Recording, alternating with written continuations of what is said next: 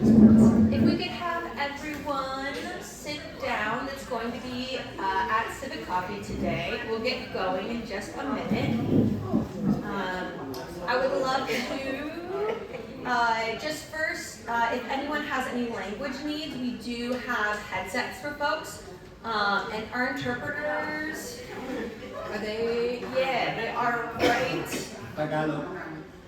back there. And then we have Spanish as well. There's no sound. There's no sound. Can we turn this up at all?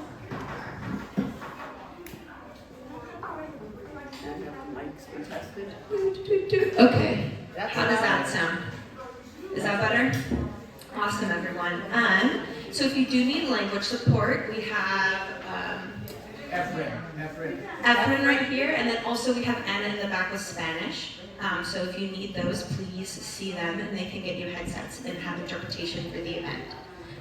I would like to welcome everyone to Civic Coffee Hour Spring Cleaning. This is our March event. This event is put on with the Seattle Public Library and Aging and Disability Service Age Friendly Seattle team. And a few housekeeping. The first one being, if you do need to use the restroom, it's back here to your right. And then Ed in the back has the keys to the restroom, so if you need to use those during the presentation, please do. There are snacks and drinks in the back, so please grab one of those. I've heard the mango drink is pretty good.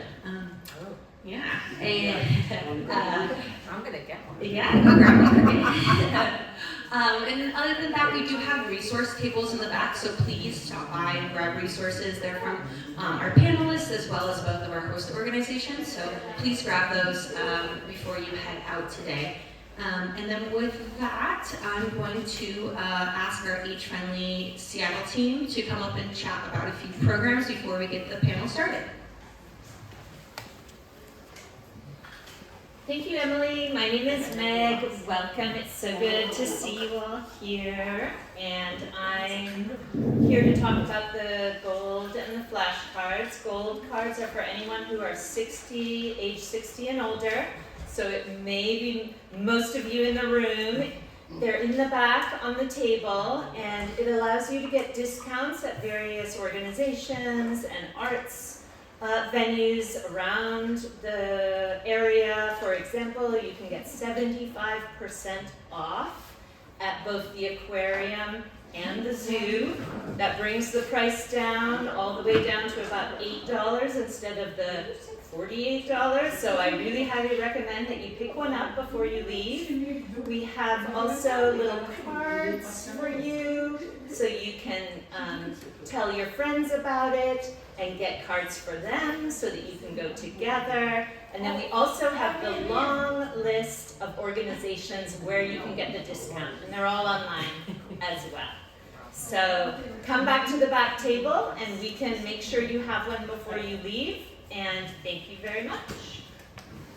Thank you so much, Meg. All right. Thank you. And I see everyone's kind of getting settled in. We also have a virtual audience today, so that's what the mics and the cameras are doing up there. And then next we're going to have someone come up and talk about walk care.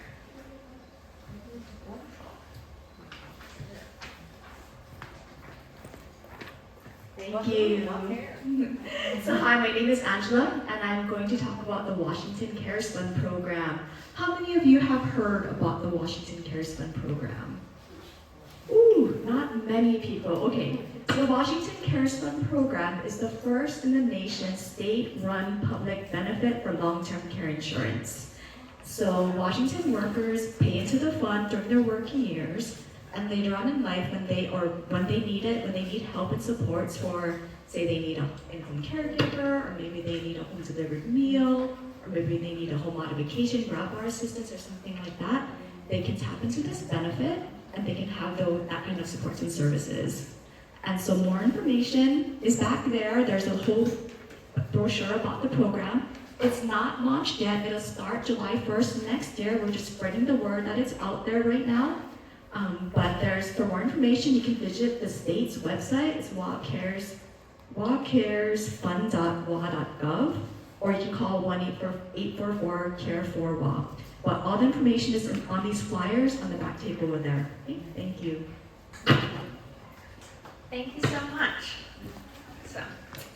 So I realized that I also did not introduce myself, so hello everyone. My name is Emily Billow. I'm the Older Adult Program Manager at the Seattle Public Library. I'm based out of the big glass building downtown, but I frequently get to go to all 27 of our branches and community partner sites like this to host fun programs and to get to see you all. So thank you for coming today.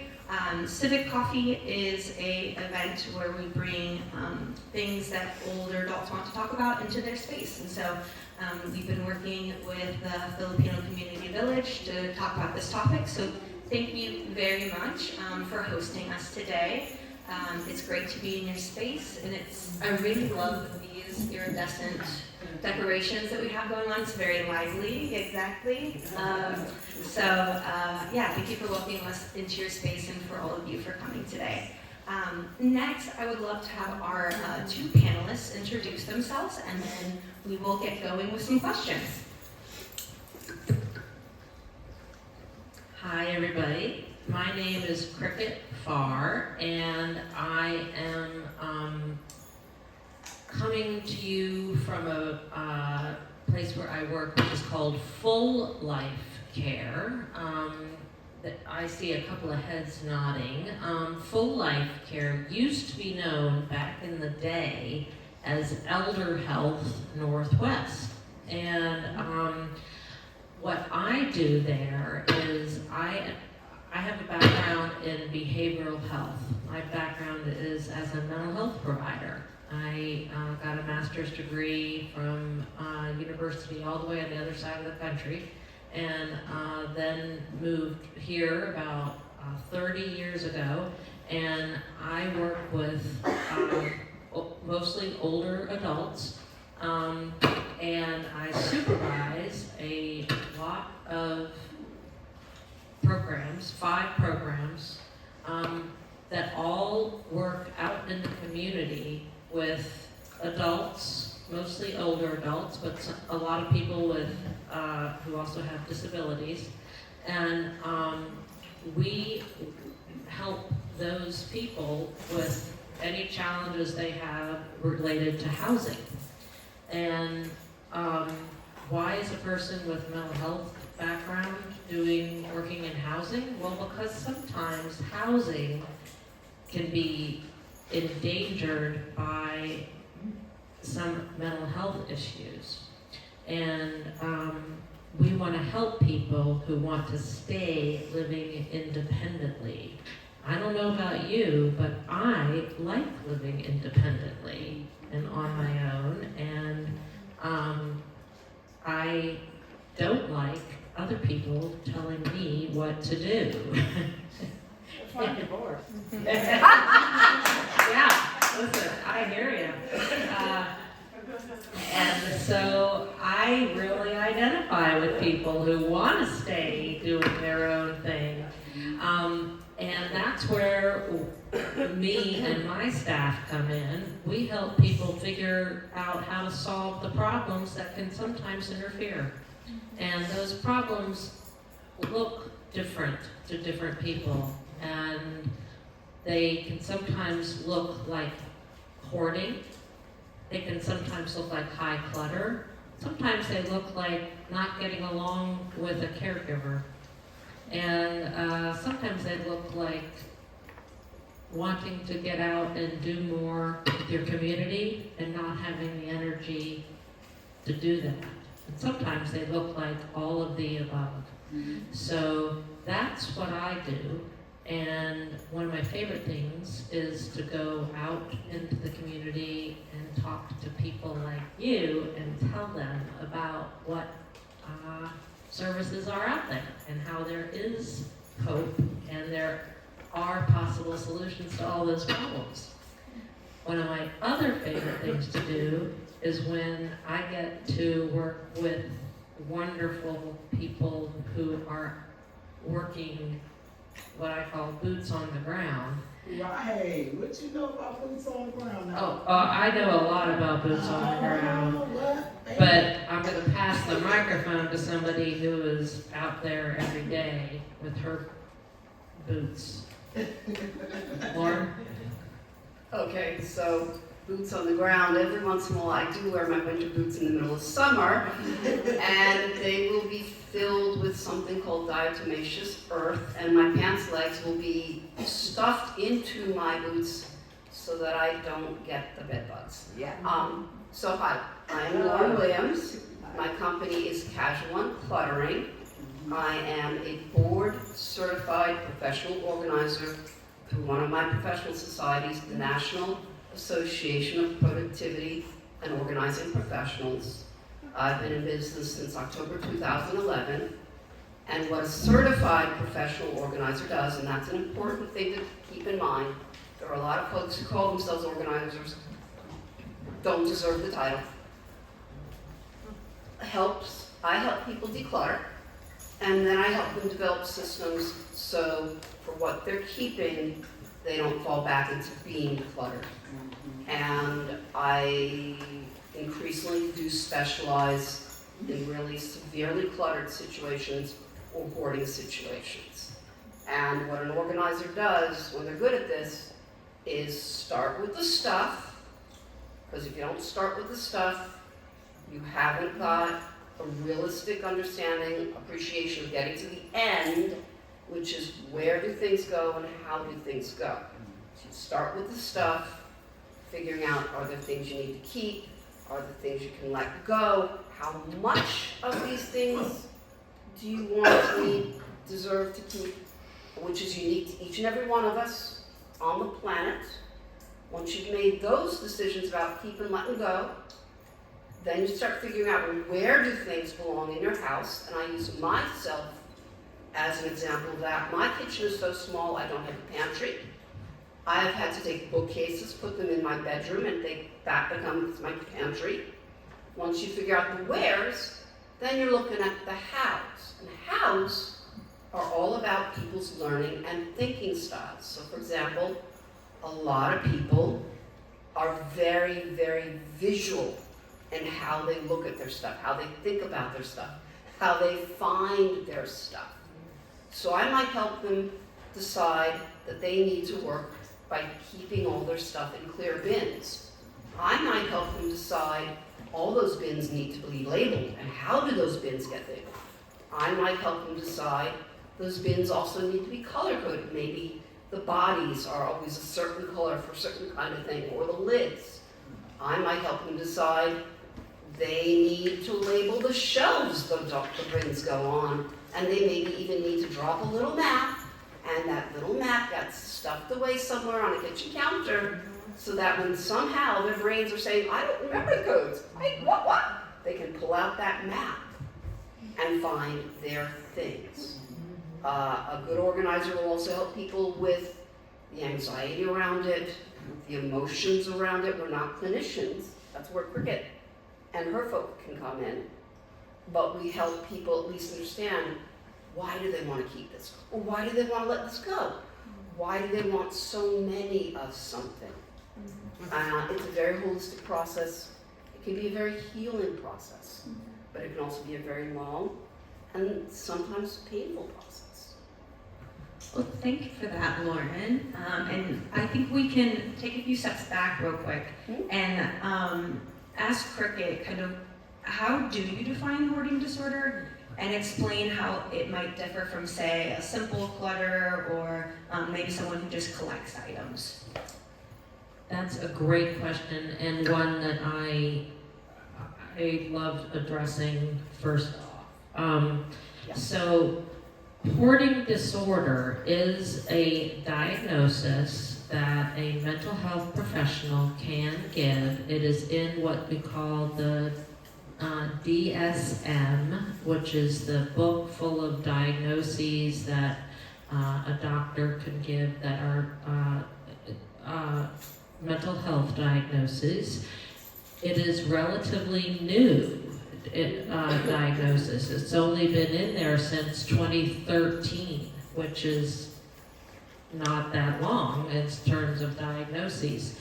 So there's not a huge a huge amount of research on what we can do with it to treat it, but it's growing. There's more and more.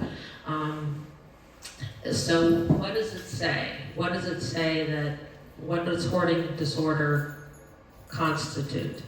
Hoarding disorder has basically 4 different symptoms. The first is that a person with hoarding disorder has a failure to discard items, regardless of their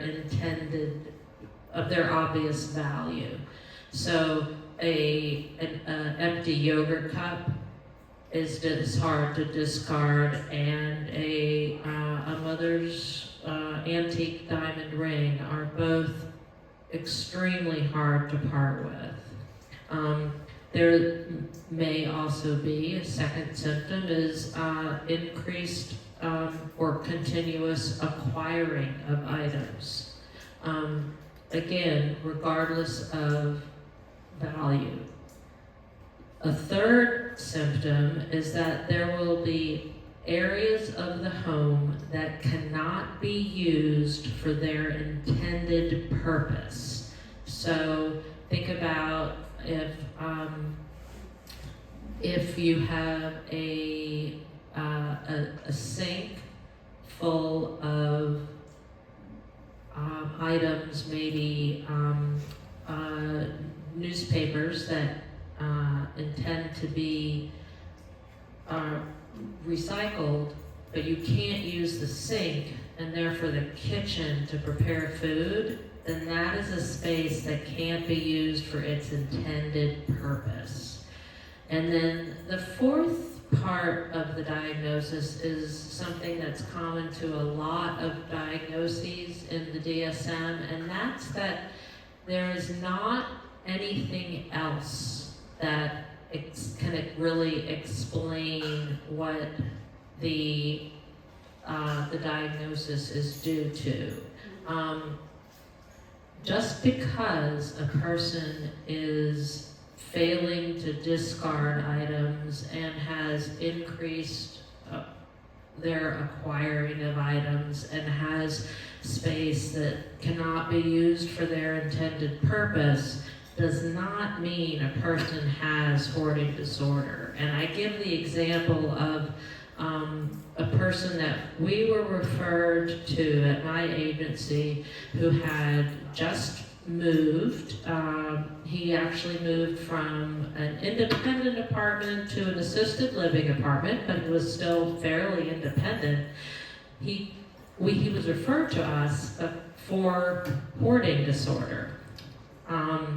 We went in and found that there were indeed boxes up to probably 4 feet off the ground all over his apartment, and a very narrow pathway throughout the apartment.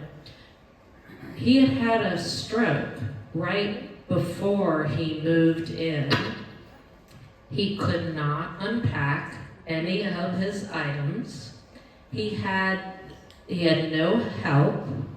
He had to repurchase all new items, from cookware to clothing. So he had to acquire new items, and all those boxes, all that new stuff was on top of the old boxes that had been moved but not unpacked. So needless to say, this is not a person who has hoarding disorder. He just needed somebody else in there with some assistance to get, I'm looking at you, Lauren, and to help him out. And so it really takes looking at a whole person and the whole situation to figure out what's going on. So what is hoarding disorder? It's failing to discard and continuing to acquire and There are areas that cannot be used for their intended purpose, and there's not another reason why these symptoms can be explained. So, is it different than just clutter? Thank goodness, yes, because we all have clutter, we all have, well, I won't speak for us all, but I'll speak for myself. I've got dirty clothes sitting on the floor that I need to sweep up, and I've got dusting that needs to happen. That's not what we're talking about here. We're also not talking about collecting. Collecting is almost always a well-curated, displayed collection of items, and these are often items where a person wants to show the world about them, and they're very well cared for. These are very different situations than a hoarding situation, and I just want to, I'll answer any specifics. I do want to make one note about language before we go on, and that's that one common thing that I hear all the time is referring to hoarder, the hoarders. I really don't like that language because it's what we call, it's not person first. So if there are people who have hoarding disorder, persons who live with it, and persons who struggle with it. So I prefer the language, a person who hoards. If you can, while you're here with me at least, and hopefully beyond these walls, use that person first language, I think we'll all enjoy our conversation more. Yeah, I'm going to jump in on a couple of things that Krippik said. I have had clients who were school principals, teachers, politicians, doctors. I have a colleague with a Secret Service agent client.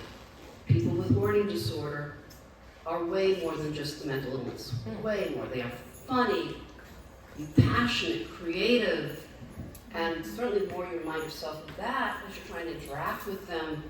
Lots of creativity. Lots of creativity. That's actually like one of the things I think makes it harder for them. But the more you can remind yourself of this whole person in front of you, the easier, more cheerful, I don't even have the right words, it will be. And boots on the ground, jumping off of what Cricket has said about collecting, I have a fair number of clients who reason that they are collectors, but their collections have made their homes unlivable. So you do have to see those nuances, that language, be very careful around it. And I want to go a little more finely into the acquisition elements of things and the letting go. The acquisition can be twofold. You can just have things coming in passively, like all the junk mail, or you can do everything from taking several of those flyers off of that table every time you come to one of these events. I've had clients who dumpster dive. Word of honor, I've had clients who dumpster dive. And I have one client who I think might be a shoplifter. And on the letting go side, it can also be very passive. I'm too tired, I don't want to make the decision today. Oh, I might need it. Or it can be very active where, you tell me if I'm wrong. They're not wrong. Or it can be very active, I do need this, I do want this, I am keeping this. And those spectrums of emotions, I'll use the word rationales, can run an infinite range. They can vary kind of thing to kind of thing to kind of thing. And that's where you're starting to get into, well, is behind the scenes in this? Why does this person have this challenge? Yeah, and I think both of you touched a little bit on it, both you with the language that we use around people who are hoarding, and then also Lauren, how you're talking about how all of us in this room have a lot of different layers and we're very multifaceted, and hoarding may only be one part of an incredible human being, and we should look at the whole person. So the next question we have is, what are some of the common misconceptions that people have around hoarding, and how can we shift that narrative from judgment to support? Well, I like this because there are a lot of misconceptions. So I think Lauren started with talking about how we see it, we actually do see the diagnosis of hoarding disorder across cultures, across nationality. We see it in different, all countries. We see it in pretty equally in men and women,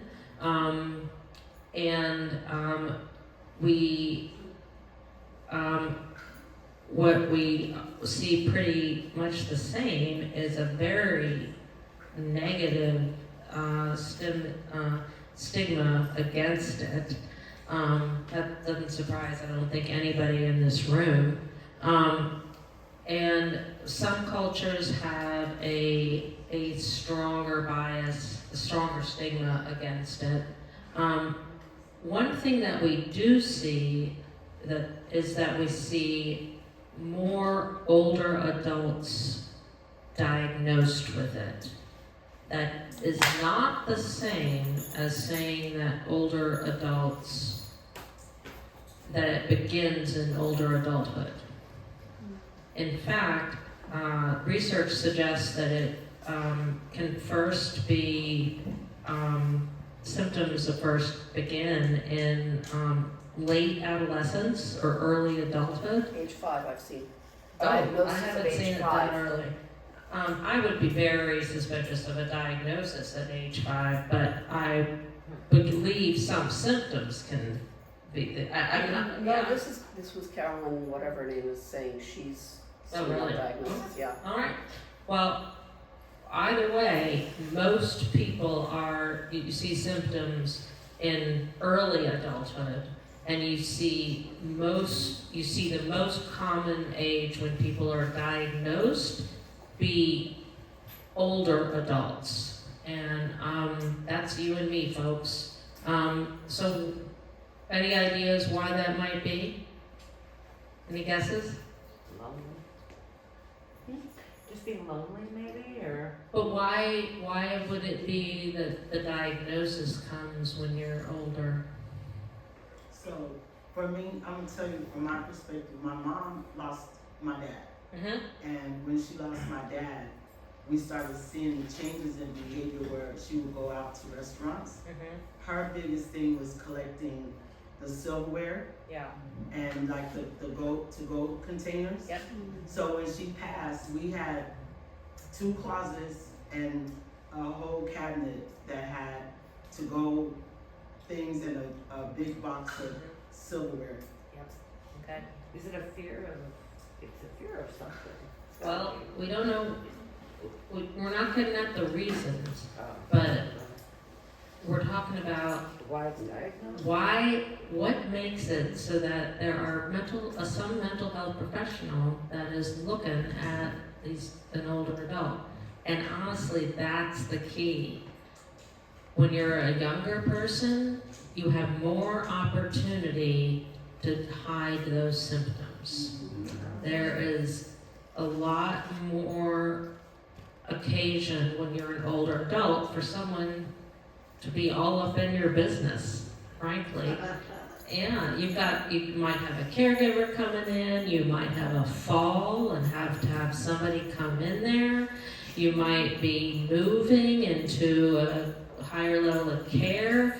You might, like the woman said, with her mom collecting the items. You have a lot more to grieve in terms of loss in your life, and that's related. And so you're gonna have there would be occasions for some professional to intervene. And that's why the diagnoses seem to occur later in life, even though the symptoms and those behaviors might have been there all along. So that makes it a challenge, because we're working with people who are, honestly, I like it because I'm working with people that are kind of like me now. They're older, I don't like people telling me what to do, but I also know when I need to kind of listen to somebody else, and it's not always easy, damn it. And so finding that balance between, okay, I can maybe listen to somebody else about this, or maybe they know what they're talking about this one thing, and talking to somebody who's seen a lot of things before, that can help actually. And then once you know that there's a trusted person out there who's not judging you, wow, that is big. And frankly, that's big for anything. I'm going to pass it over to Lauren in a second, but I just want to say one of Lauren's really big talents is that she doesn't judge. And,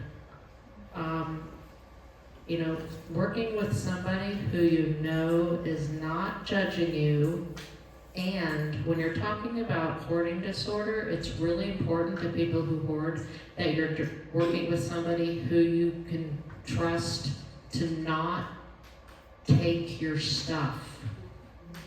That's the biggest fear we get from people who hoard, is they say, "You're not going to take my stuff, are you?" And we say, "No, we're not." And I know Lauren will too. Yeah, honestly, I actually consider it my job to even occasionally say, "Whoa, wait a minute, you're telling me you're letting that go? The story you're telling me about that, if it were me, I don't know that I would. Why don't we set it aside when you're not caught up in the heat of the moment of all this decision making and come back to that?" Because people's stuff, me again as an example, one of my prized possessions, I could even take that out of this case if you like, maybe at the end of this, is a carved coconut head. It looks like a gorilla's face. And it is one of my prized possessions because my father won it for me when I was like 12 years old in a skee-ball arcade. Everyone's things are unique. But to the misconceptions, not lazy, not stupid, not greedy, not selfish, not dirty. This is a mental illness. But what hasn't been touched on yet is, sadly, this particular mental illness often comes with what's referred to as low insight.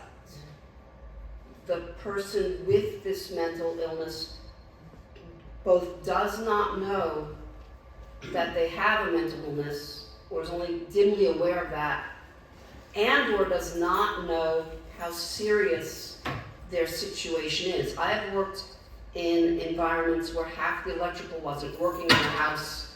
The fire hazard in that house was probably such that the house would burn in 30 seconds or so. The mountains of stuff were well past my head, and I'm 5 feet tall, and there was this little chihuahua in the house that was going to get crushed if anything fell. And I'm pointing all this out to my client. "Oh no, I've got a pathway between the front door and the back door. Oh no, my dog knows how to climb around all this. Oh no, I can get some of the lights to work," etc., etc., etc. This is a client I've had to teach what the trash is. This is a client with a traumatic brain injury. I am not a clinician, I could not tell you if that caused it or if that contributes to it, but this is a client who I will never get past a certain modest level of being safe.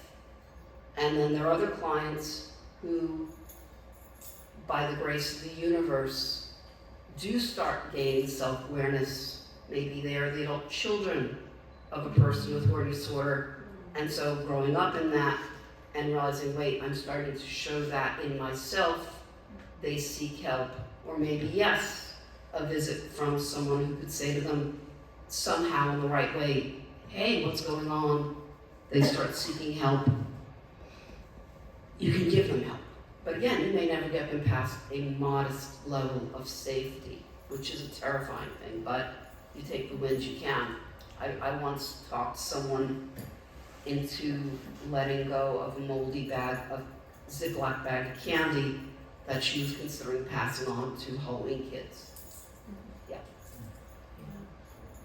Excuse me. Uh-huh. I was with Full Life with Laura. Oh, I that name Laura is retired already. Laura? Yeah. Laura is it Laura Greenhouse? I forgot from Montana, and he was one of the supervisor there. I worked for Full Life, and I was sent to a client. I was the people worker, and they did not tell me something about this woman.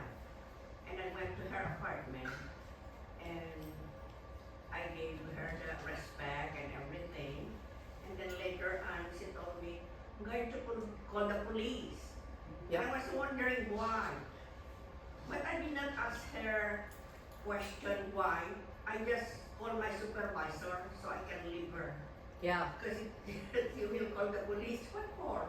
Yeah. Not done anything. So what is your diagnosis with that? Oh, Can you repeat the questions for? Yeah, so there's a person in the audience that was working for Full Life Care, I think so. yeah, and she went to a home visit, and the client. Full Life. I was with Catholic Oh, community, Ah, and then I switched to the Full Life. okay. And the office was in the terrace, the first on terrace. Yeah, Jefferson Terrace. Yes, I do not know if she's still there. And they gave me that assignment, so I went because they know I'm a trouble shooter. They can send me to any place. Yeah. But that one I gave up. I did not tell my supervisor the diagnosis, but I told her why she said she does not like workers. Like, I will call the police, like this and like that. And as a worker, you will be wondering why should she call the police? Not done anything, doing my job. So the best way is just to leave her, go to your supervisor and tell her what happened. So what is your diagnosis? Yeah, so the question, again, just for, because we do have an online audience, is that there was a worker who was helping a woman in their home, and the person she was helping ended up calling the police on her after she gave her care. And she was wondering if there's a diagnosis that someone up here can give to that. I can't. There's not a diagnosis for that. And you did the right thing going to your supervisor. I cannot give any diagnosis because I had been sent to several patients, several clients. With the Catholic community, I was sent to several. So I do want to point out that you working as a home care aide are one of the essential people in working with people who hoard. And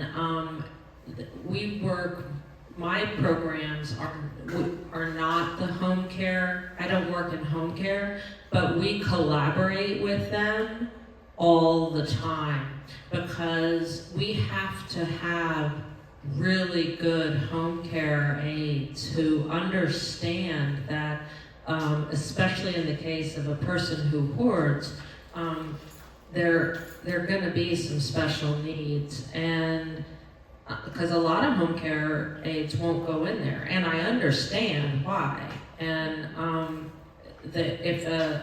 often if a home care aide or multiple home care aides refuse to go into a home, that's actually helpful to people like me when we can go to a resident who wants to get home care and is eligible for home care and say, let's work together to solve this problem and figure something out together.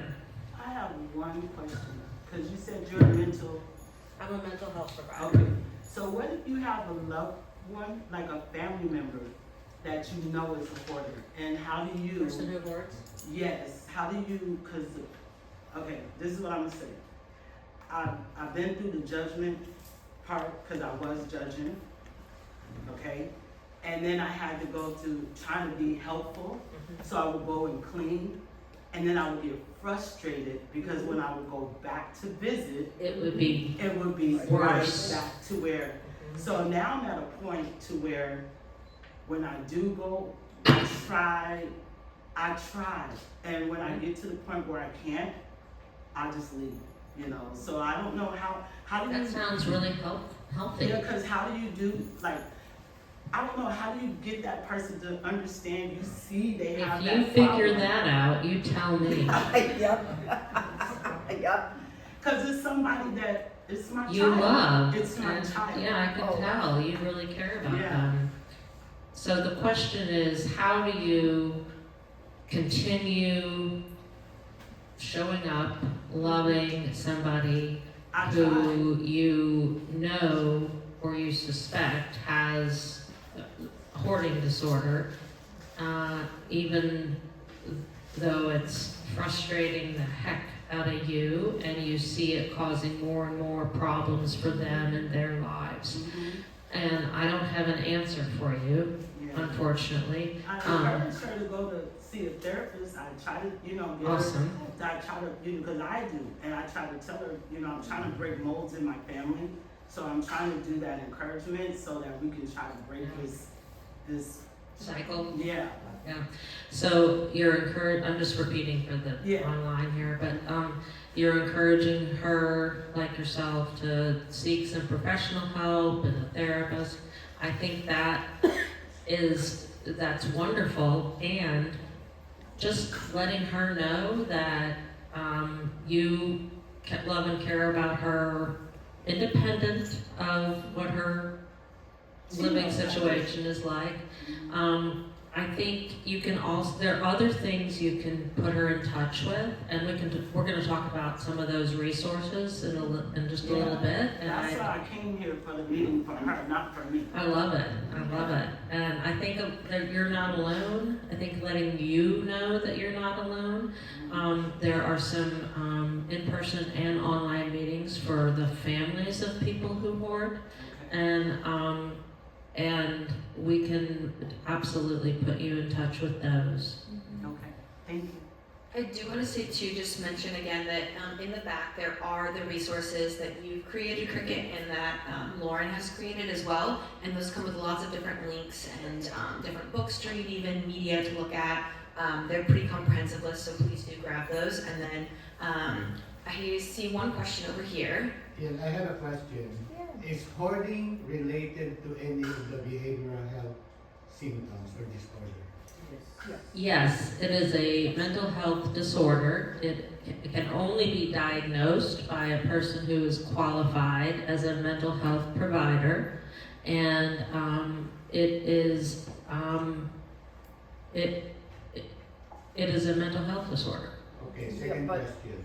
Is hoarding possibly a coping mechanism for the person with a mental disorder? Yes. So in treating hoarding, we have to start what causes the hoarding, or is it a byproduct of the disorder for somebody to hoard? I think I might have a different understanding of your question. Hoarding disorder is its own thing, but there are other challenges which can make it worse, make it harder to treat the hoarding disorder. For example, it is thought to be kind of common with ADHD, or ADHD makes it harder to get the hoarding disorder under control. it's often happening alongside of being depressed or of being anxious.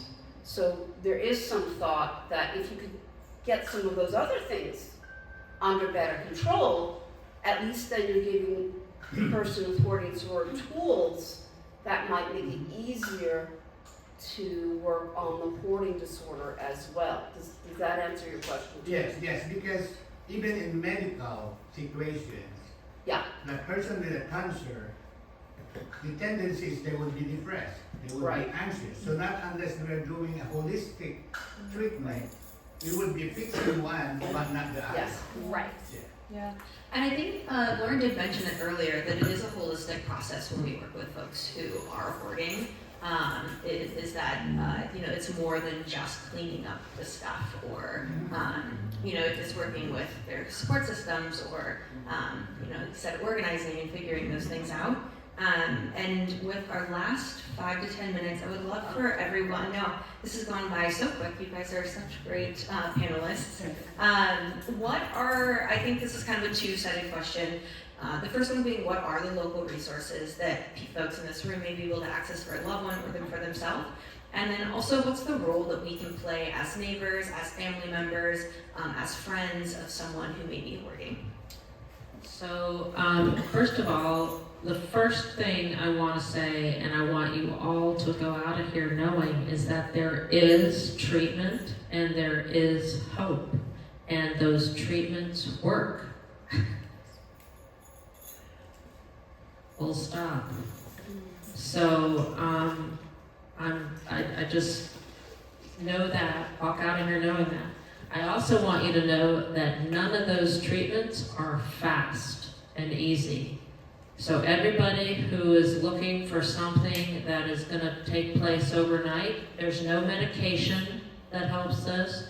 There's nothing that will make somebody start to have insight into what is going on.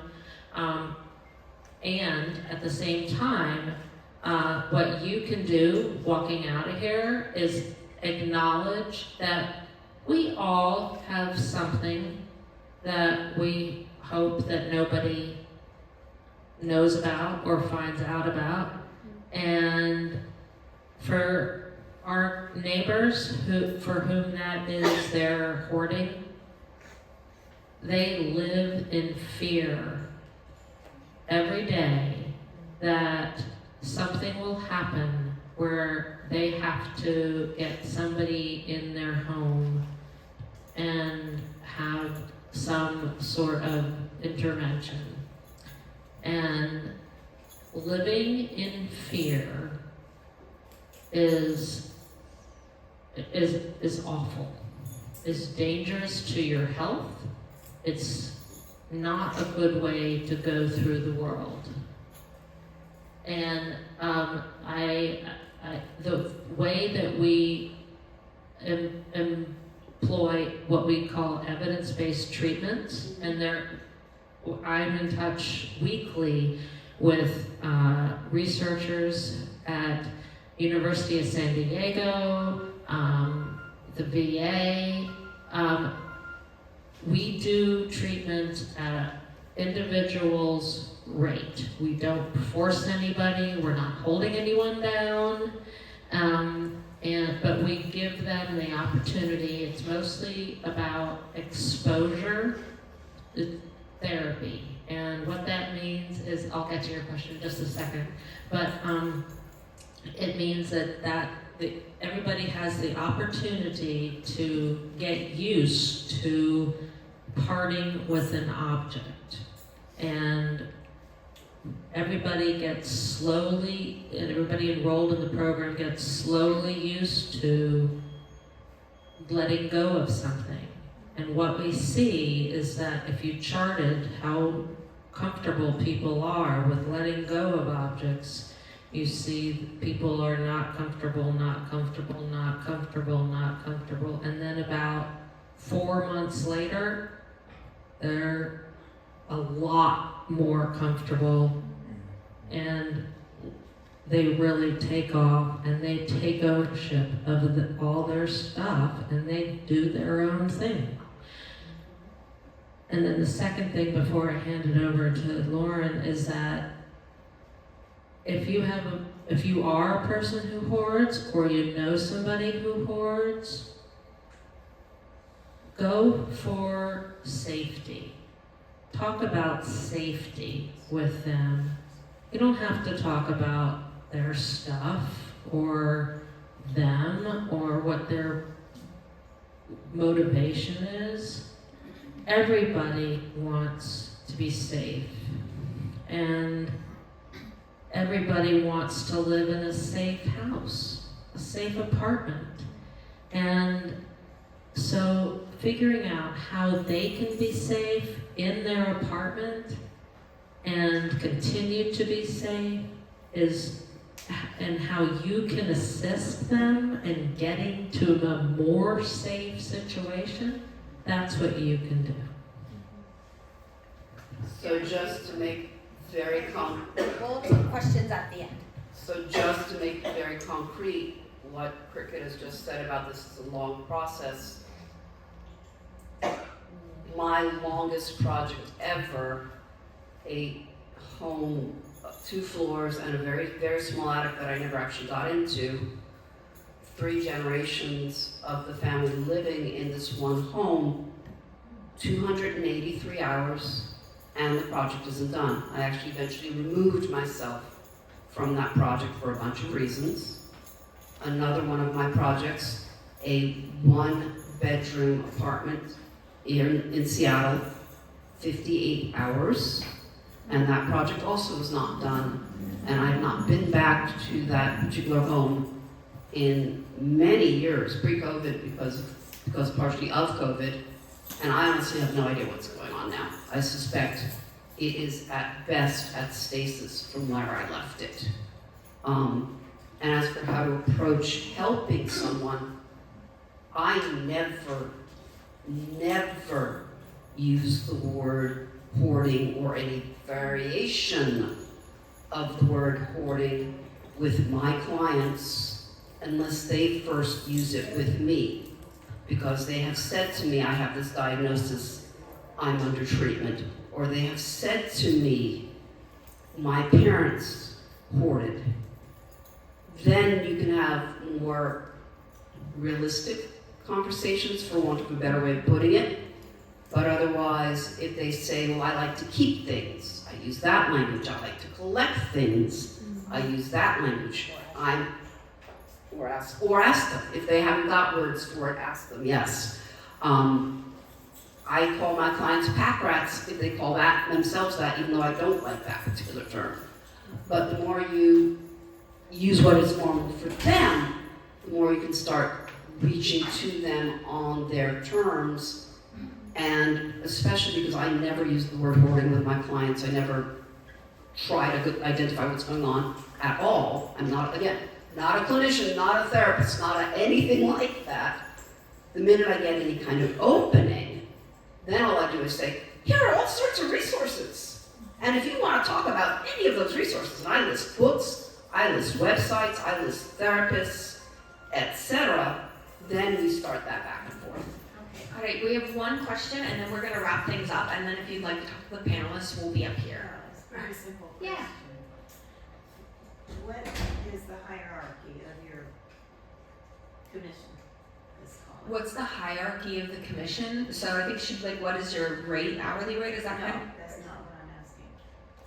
I'm talking about somebody in another state who could definitely use your help. But where can I go, phone-wise or, whatever? She's just asking for resources for someone who may be out of state. Yes. So there's something called a hoarding task force, and there are often hoarding task forces in different locations across the country. You can, there's a way to look up if there's a hoarding task force in their location where they might find some resources. And if this person doesn't have any insight into what's going on, there's honestly not a lot you can do. And I'd like to visit there and stay there, but I can't. You have to be safe first. Yeah, Yes. you have to look out You for have to your take care of your safety first. And if you can't be there because of that, then I would be very upfront about that. I think No, that, they make up reasons why they are apologizing for blah, blah, blah, blah, blah, blah. Those reasons are real to them. Remember that. That's actually a key way for you to cope. Well, it's easier. Those reasons are not made up. They're I know that, but it's easier for me just not to go. that's safer for you. That's okay. I had to turn down jobs where I was not the right person. I've also fired myself from situations involving hoarding where I was not any longer the right provider. That has to be a part of what you look at to be true to yourself and to be doing the best thing for this person. I like an anonymous anonymity. I can't tell this person anything. I won't tell them anything. I won't send them anything personally. But I'd like to find an agency such as your own in another state. Yeah, we can actually connect with you after just a few minutes. Thank you for the question, and we definitely will get an answer afterwards. I think it might be good for you just to talk with them personally. All right, thank you everyone for coming to the Civic Coffee for spring cleaning. Our next Civic Coffee will be here in this room on April 30th at 1 o'clock, and we'll be talking about mental health. So I'd love to see all of you here then, and with that, I'm going to close the formal kind of program, but please come up and talk with the panelists if you have more direct questions, and we'd love to get those answered for you. Thank you, everyone. Hey.